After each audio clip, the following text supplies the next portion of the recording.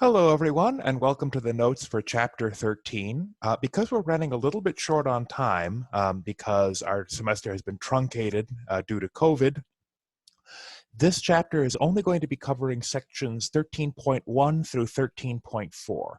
So for members of my class, anything beyond 13.1 and 13.4, such as Kepler's laws and planetary motion, are not going to be things that are covered on any exams. We're doing just 13.1 and 13.4. Okay, so now we're going to more thoroughly understand what exactly is happening when an apple falls from a tree and bonks Isaac Newton on the head. The main force of gravity that's happening here is, of course, the force of gravity between the apple and the center of the Earth, but there is also a gravitational attraction which is happening between Newton's head and this apple, and between Newton's head and the center of mass of this tree. We're going to take a closer look at what all of those forces look like in this chapter. So, Newton's law of gravitation. So the reason that Isaac Newton is a big deal is not that he came up with the observation that things fall to the ground. His observation was that every particle of matter attracts every other particle of matter with a force that is directly proportional to the product of their masses and inversely proportional to the square of the distance between them. So the force of gravity, Fg, is equal to big G times m1 times m2, where m1 and m2 are the masses of the individual particles, over r squared, where r is the radius or the distance between the two particles. So if I've got particle 1, particle 2, the distance between them is r, and we look at the masses of one and the mass of the second one. And G here is a gravitational constant which has been empirically determined. It's something that we can measure. And we find that that gravitational constant is equal to 6.674 times 10 to the negative 11th newtons times meters squared over kilograms squared. Now, you'll notice that for most everyday masses, or for most kind of everyday objects, this is actually a very, very small number. So we generally think of gravity as being this very serious force, especially when we step on the bathroom scale in the morning. And we see that perhaps gravity is affecting us a little more than perhaps we would like. But remember that that is the sum of the interaction between you and the entire planet Earth. So you and the planet Earth are interacting with each other with a weight of somewhere around 500 to 600 newtons. And that's a lot of mass required to get that kind of interaction. And the gravitational attraction between everyday ordinary particles is extremely weak. So it only becomes kind of an important force when we're dealing with very massive particles, such as planets. Now, I'm not going to go, dissing gravity here. That's what keeps, the Earth in motion around the sun, and it keeps the moon in motion around the Earth, and it keeps all of us in motion around the center of the Milky Way galaxy. So kind of in toto, when you have these very large masses at, say, planetary scale, gravitation does become important. But this gravitational constant is actually a very, very small number. And that sort of intuitively makes sense. We don't think about, a baseball attracting my hand and, sticking to it like a magnet just by virtue of the baseball sitting there. Okay? So the force direction is directed in the straight line between these two particles. So if we have mass 1 and mass 2, if we're looking at the force of gravity of mass 2 on mass 1, that's going to point in this direction. It's going to point directly at the second mass. And the force of gravity of mass 1 on mass 2 is going to point in this direction towards mass 1. And even if the particles have very different masses, the gravitational forces they exert on each other are equal in strength. What's kind of wild when you think about this is that the Earth might be exerting a force on you of 500 to 600 newtons, but you are also exerting a force on the center of the Earth of 500 to 600 newtons. And now, when you're dealing with large celestial objects like the moon, yes, the Earth's gravity is holding the moon in place, but the moon is also pulling on the Earth. And you can see the effect of the moon also pulling on the Earth with the same magnitude if you go to the beach and you watch the tides rolling in and out. All right, so its gravity is an attractive force, so it's always going to pull particles together, and it's directed along a radial coordinate axis r extending from particle 1 through particle 2. And force is in the direction of a unit vector r, which is along the axis that runs through both particles. Okay, if we're dealing with a series of particles or a set of particles, we're allowed to say that it's attracting another particle as though all of its mass were concentrated in the center of that particle. So the gravitational force acts through the center of mass. Okay, so you can actually treat these as if they're point particles, even though they really aren't. We're dealing with, again, weight and the force of gravity occurring entirely through the center of mass. Okay. And then we have something called the principle of superposition, which is what if we have several points, several particles, and they're going to be attracting each other. How do we determine the net gravity, or kind of the total amount of gravity that's going to be going on? Now, this is actually a sneak preview to something that you're going to see in future physics classes when you're dealing with point charges, when you're dealing with the electromagnetic interactions or attractions of one point charge to another. And if you have some other point charge over here, what's that effect going to be on these first 2 point charges? For gravity, because again, the forces we're dealing with are relatively small, it's not going to have a humongous effect on the sorts of problems that you're working out. Again, assuming that we're not dealing with something that are the size of planets. But this idea of superposition and this idea of point forces, or individual points exerting attractive forces on each other, is going to become very important when we're dealing with electromagnetism, where the forces are actually more considerable. Anyway, what's the principle of superposition? Given a group of particles, we find the net or resultant gravitational force on any one of them from the others using the principle of superposition.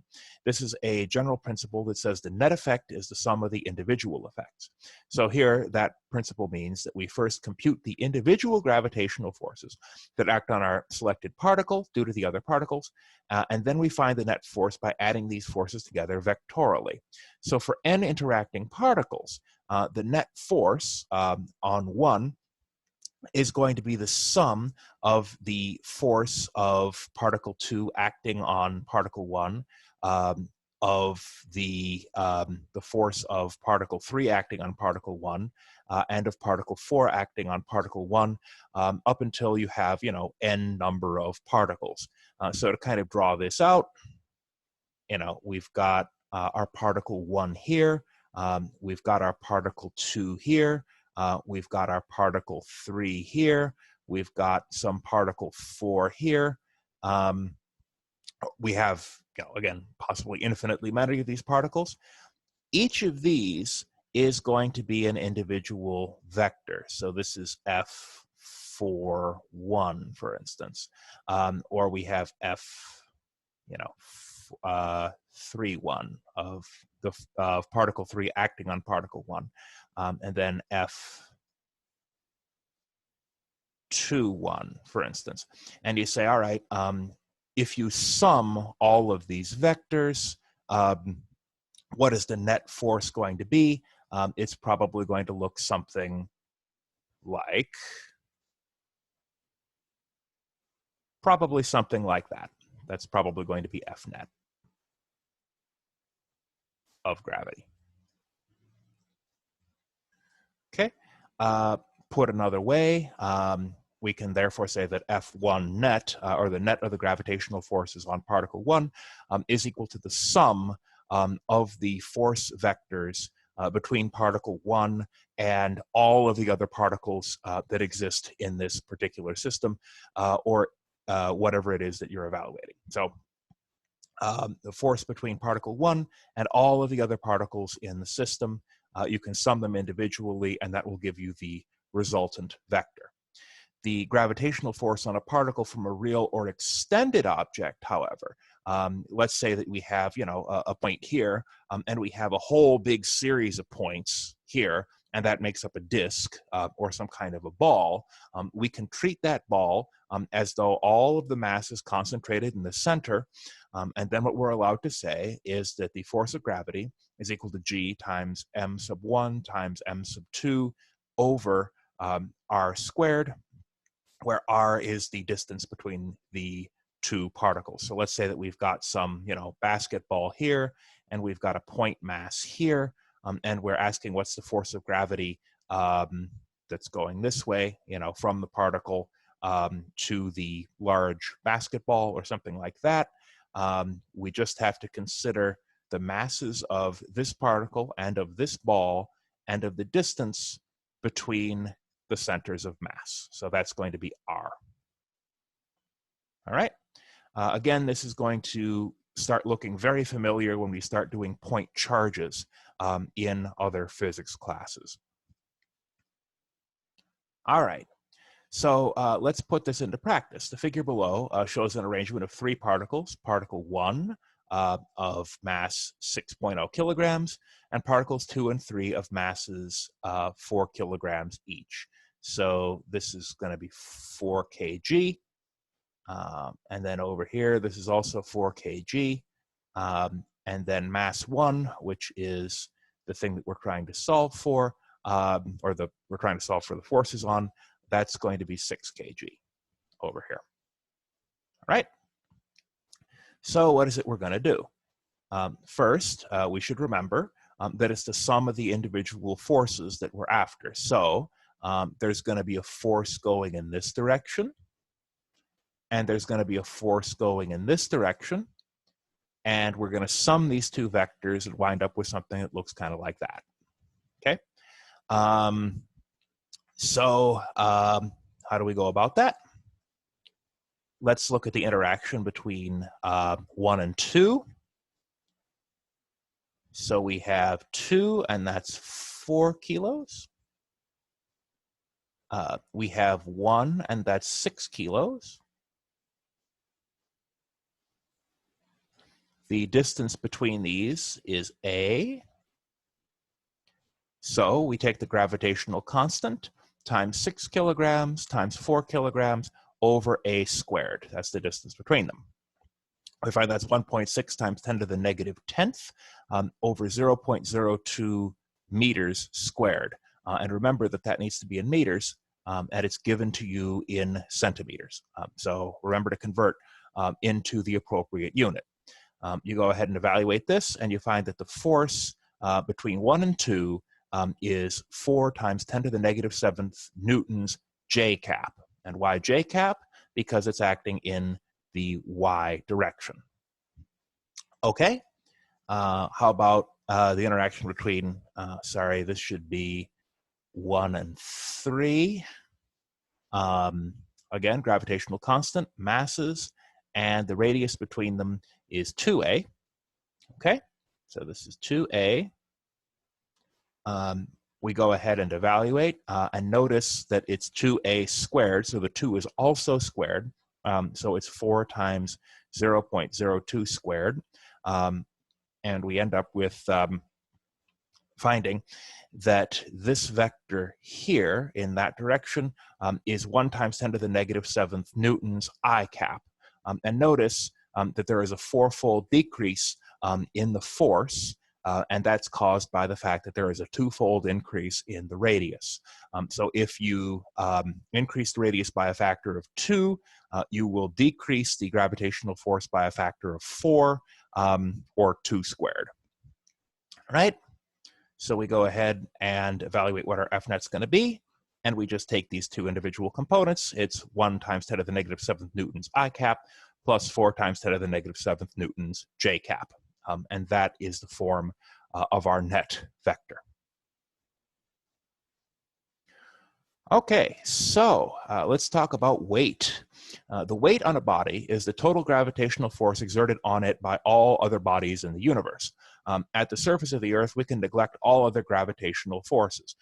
So compared to, the attraction of your body to the Earth is much larger than the attraction of your body to a wall or your body to some tree or your body to something else. I mean, we're looking at here, on the previous slide,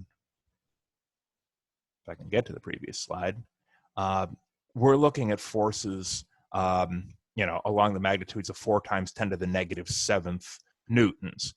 Now, of course, your mass might be, say, 10 times greater than one of these things, but then you're looking at 4 times 10 to the negative 6th newtons. And relatively, your attraction to the Earth is going to be, again, around 500 or 600 newtons. That's the force being exerted on you by the Earth. And so we're dealing with something which is, let's see, 6, 7, 8 orders of magnitude greater. The attraction between you and the Earth is 8 orders of magnitude larger than the attraction between you and, say, I don't know, a dumbbell, a 4-kilogram dumbbell, or like a laptop computer or something like that. So the forces are there, they're just extremely small relative to the force that the Earth is exerting on you. Okay?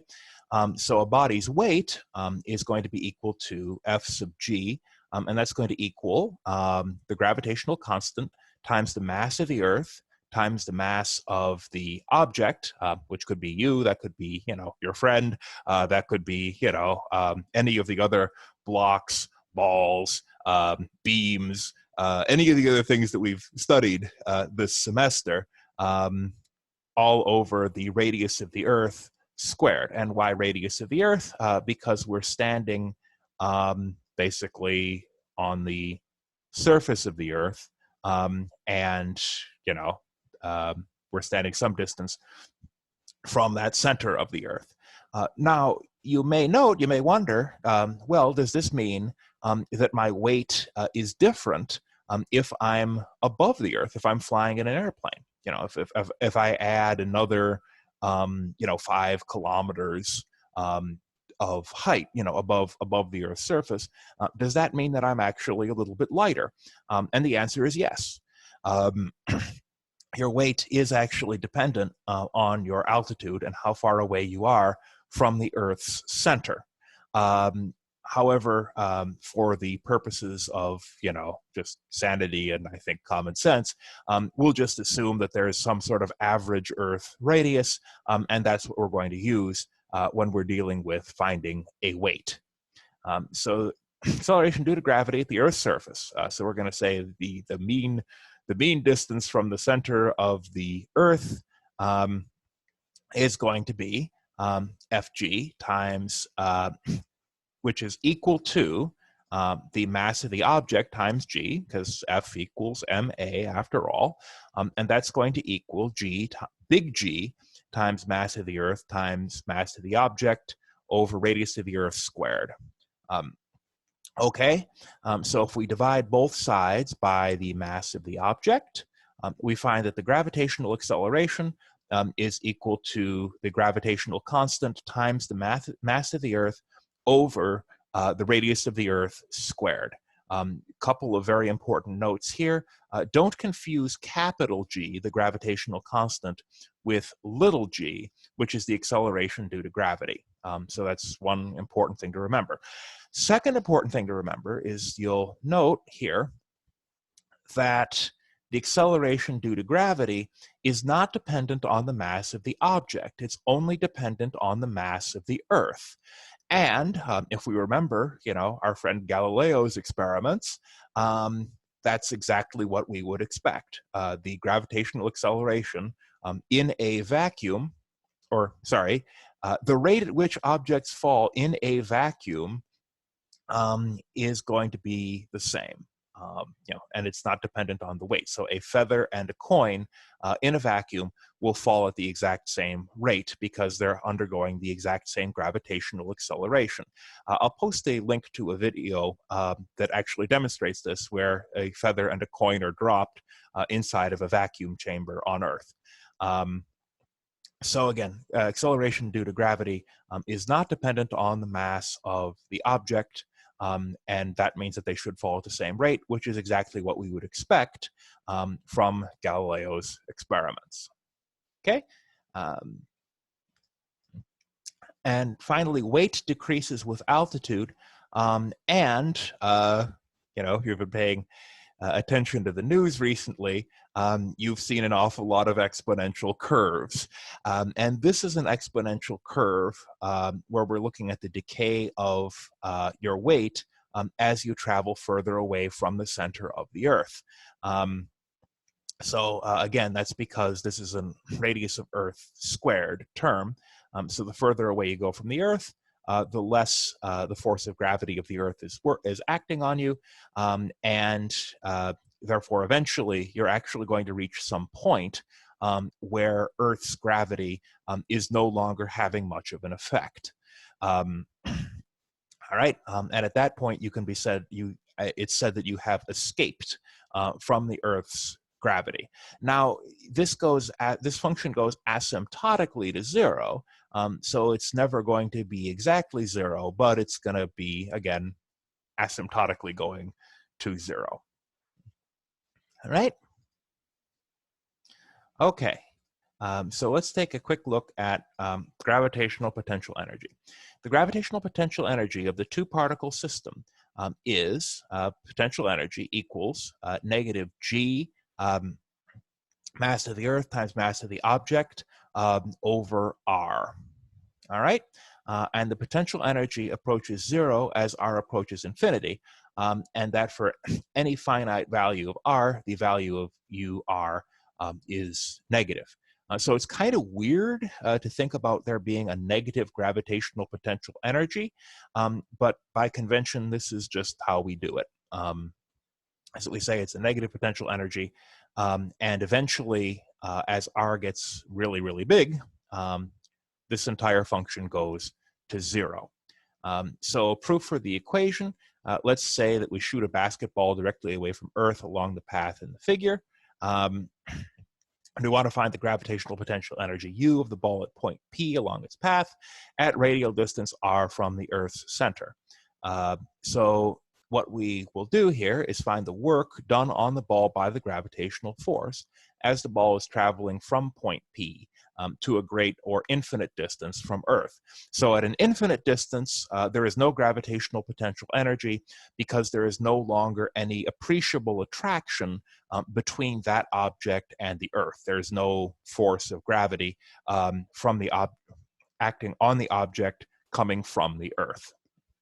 Right, so work, as we will remember, is going to be the integral from that position r at point P out to infinity of the force function with respect to time, with respect to radius, with respect to distance. And that's going again from this initial radius out to infinity. And there you go. All right. So we substitute in, and we find that FR dr cosine of phi is equal to negative GMM, big M being the mass of the Earth, little m being the mass of the object, over r squared dr. And again, this is just plugging in for the function of force, FR, that's to plug in here. Cosine of phi, phi in this case is 0 because we're looking at a path parallel to a radius, and cosine of 0 is 1. So that's what happens to the cosine of phi. And we end up with negative g big M little m over r squared dr. Okay? This whole business, these are all constants, so we can bring them outside the integral, and we end up saying that work is equal to negative gravitational constant times mass of Earth times mass of object times the integral of 1 over r squared dr on the interval of r, that starting radius, out to infinity.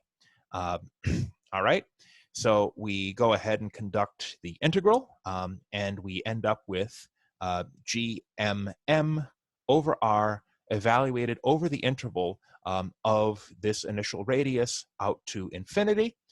We go ahead and evaluate that, and we find that the work done by the gravitational force on the ball is equal to negative gmm over r, and that negative amount of work that is being done is turning into potential energy, as we recall from our potential energy course, our potential energy lecture. So work can also be expressed in terms of potential energies as the work of gravity equals the potential energy at the final position. So this is, U final minus the potential energy at this initial position. Okay? So that's gm mass of Earth times mass of object over R2 minus g mass of Earth mass of object over R1, and that's the work of gravity. And I'll go ahead and cancel this out so you can just kind of see the equation. All right. How about a case where we have more than 2 particles?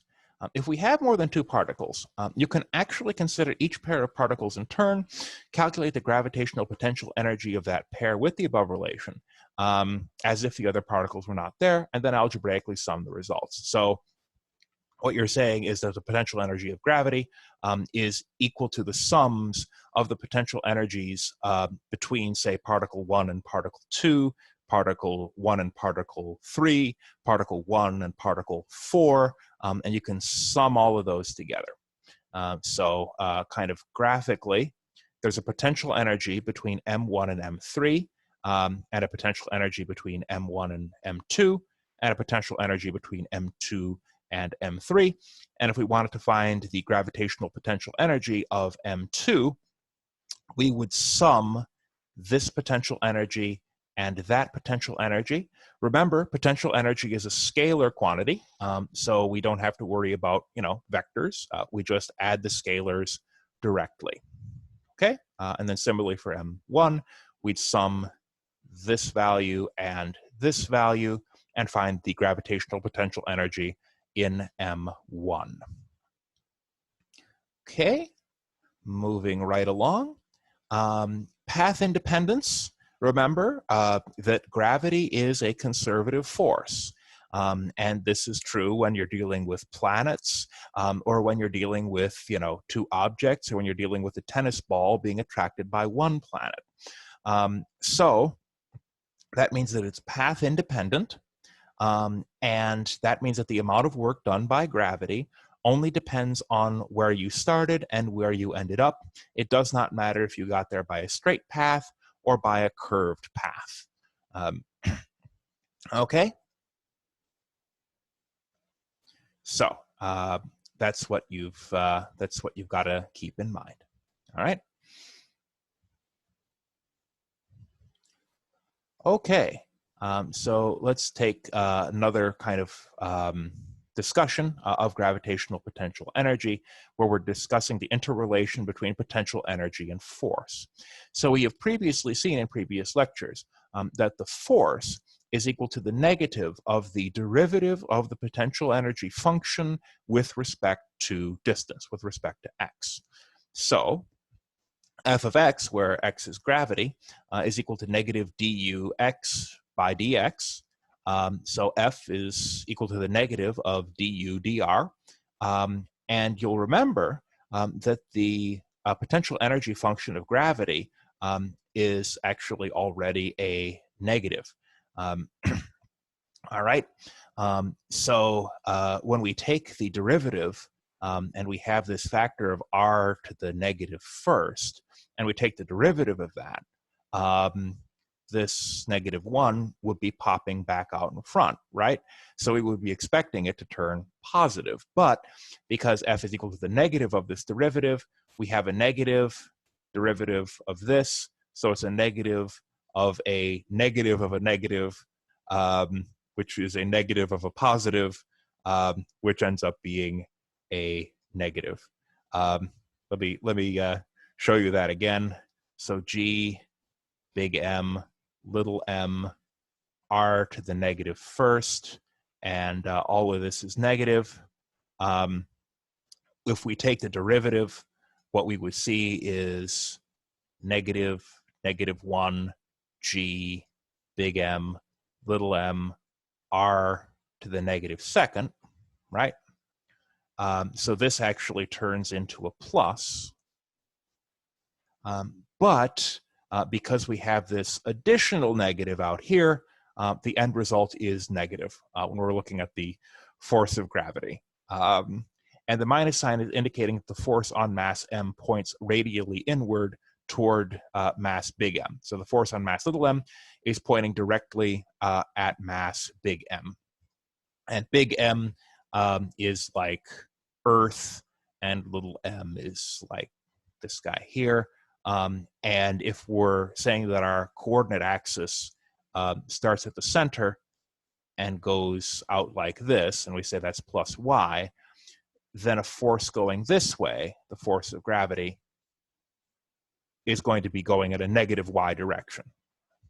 Okay, so that's all that means, and that's what all the kind of funny signage is talking about.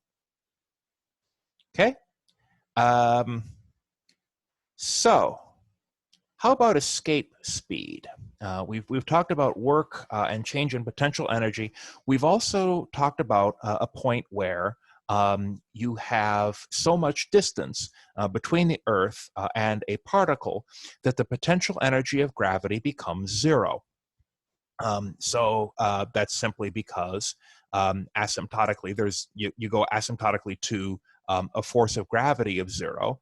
And if you have no force between two particles, you're not going to have a potential energy as a result of that non-existent force. All right. So basically, if you fire a projectile upward, there's a certain minimum initial speed that will cause it to move upward forever. Theoretically coming to rest only at infinity. So you shoot something out of a cannon, and it just keeps going, and it escapes the pull of gravity, and flies out like, say, the Voyager probe, and just kind of keeps on trucking. So this minimum initial speed is called the escape speed, or the escape velocity. So consider a particle of mass little m leaving the surface of a planet, which is a mass of big M with a radius of big R, with an escape speed of v. The projectile has a kinetic energy v given by 1/2 mv squared and a potential energy u. So let's consider k1 plus u1 equals k2 plus u2. All right. So what's K1? K1 is going to be 1/2 mv squared, and U1 is the initial potential energy, which is negative g mass of Earth times mass of object over radius of the Earth. So basically what this is saying is, on the surface of the Earth, this particle already has a potential energy. It has a potential energy of gravity. All right. And we shoot this particle off to a very great and infinite distance. And what we're aiming for, if we're trying to look for the minimum amount of speed and the minimum amount of kinetic energy that's required, we are thinking about the particle going out to infinity and stopping. So it's not like Buzz Lightyear. It doesn't go to infinity and beyond. It just goes out to infinity and it stops. It's kind of a weird way of thinking about it. But basically, you can think of it as going to a distance where gravity no longer matters, or gravity of the Earth no longer matters, and stopping at that point, or no longer having any additional velocity at that point. So that means that K2 is equal to 0. And the potential energy at this final position is going to be given by G times M sub E times M over R, and again, the negative of that. And then R, well, what's R going to be? Well, r is going to be infinity. We're taking this particle out to that infinite point, and anything over infinity is going to equal 0. So this also equals 0, right? So what we're left with is this relation, 1/2 mv squared plus negative big G, mass of Earth times mass of object over radius of Earth equals 0, the final kinetic energy, plus 0, the final potential energy. Okay, so then what do? We are trying to solve for this quantity V. We want to know how much kinetic energy we need in order to basically break out of the Earth's gravity. So what we can do is we can rearrange a little bit. We bring this whole business over to the right-hand side of the equation, and we have 1/2 mv squared equals big G, mass of Earth, mass of object over radius of Earth. And therefore, if we rearrange and solve for V, what we end up with is the square root of big G times mass of Earth over radius of Earth. And if we plug in the values for the mass of Earth and the radius of Earth, we actually find that the escape speed is 1.12 times 10 to the 4th meters per second, which is roughly 25,000 miles per hour. Woo, that's pretty zippy. All right, so the mean diameters of planets A and B are 9.4 times 10 to the 3rd kilograms, or sorry, 9.4 times 10 to the 3rd kilometers, and 2.2 times 10 to the 4th kilometers. The ratio of the mass of planet A to that of planet B is 0.10. What is the ratio of the escape speed on A to that on B? Right? So let's start with looking at the velocity, the escape velocity that you need on planet B. And that's simply the gravitational constant. Actually, this is an error here.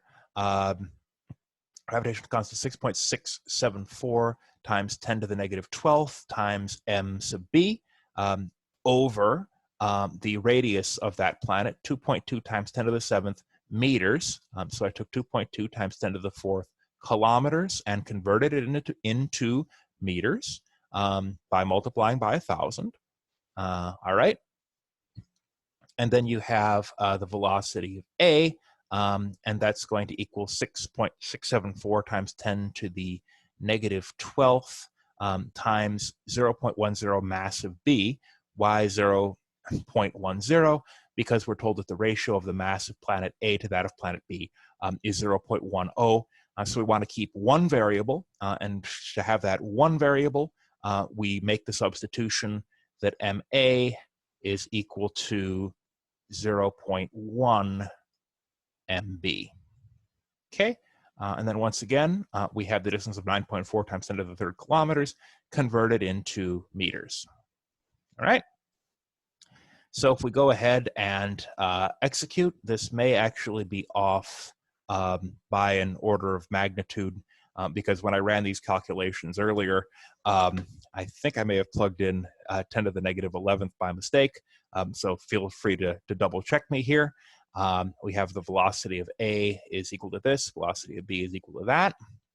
And if we're finding the ratio, we say VA over VB equals the square root, well, we make the appropriate substitutions. So we say VA goes in this numerator here, VB goes in this denominator here. Okay, we go ahead and evaluate, and we find that the ratio between them is 0.487. And this actually will be unitless because this is in meters per second, and this is in meters per second. The meters per second in the numerator and denominator will cancel, and we get something that is unitless. And again, please feel free to check my math because I just caught the typo here. So yeah, this is left as an exercise to the viewer, as we say. Okay, What is the gravitational potential energy of a two-particle system with masses 5.2 and 2.4 kilograms respectively if they're separated by 19 meters? If you triple the separation between the particles, how much work is done by the gravitational force between the particles? So this is fairly simple. The potential energy is equal to the negative of g, the gravitational constant, times m sub 1 times m sub 2, over r, which is the distance between them. So got it right this time. You have the gravitational constant being plugged in, and that's 5 times 5.2 kilograms times 2.4 kilograms over 19 meters, and the potential energy is negative 4.38 times 10 to the negative 12th joules, right? And then if we say, what's the work of gravity? We have our handy work of gravity formula. The final radius is going to be 3 times 19 meters. So it's 3 times greater than the initial radius. That was how this problem was described to us if you triple the separation between the particles. Okay. So once again, you substitute and plug and chug. And when you do that, you find that the work done by gravity is negative 2.92 times 10 to the negative 12th joules. Okay, so again, a very, very tiny amount of work that's happening here, which is why in every problem so far this semester, we've basically ignored the gravitational attraction between two particles because it's really, really small in terms of the other quantities that we've been dealing with. So yeah, eventually though, you're going to start looking at another conservative force, and that's going to be the attraction between point charges. So that's like electrostatic forces. And then you're going to find that the work and the forces are not so trivial. But the concepts, the basic kind of underlying concept is going to look very familiar. So file this away, and this is kind of a sneak preview of what you're going to see if you take further physics courses. And I strongly hope that you do take further physics courses. This concludes Physics 211, and I hope that because of this, if you're ever wondering why objects move, you don't find the reason, or you don't feel like you have to say, I don't know, therefore aliens. You have some way of thinking about physical problems in a more rigorous fashion. So we've covered a lot. We've covered everything from vector addition to how things fly through space, to collisions, to the concepts of work and energy. I hope that all of these will serve you in good stead in future physics classes and in life. And it's been a real pleasure teaching you this semester. Thanks very much.